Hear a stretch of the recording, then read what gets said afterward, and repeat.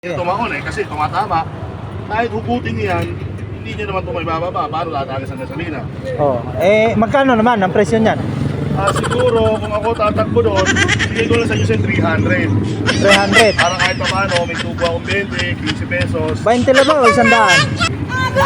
Pwede na yan. Pag kami pumunta doon, abot nga 300 Kayo yan. pupunta doon, mahuli pa kayo, out of line, 1,000.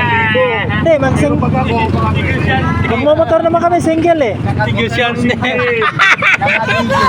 Huli pala. Single.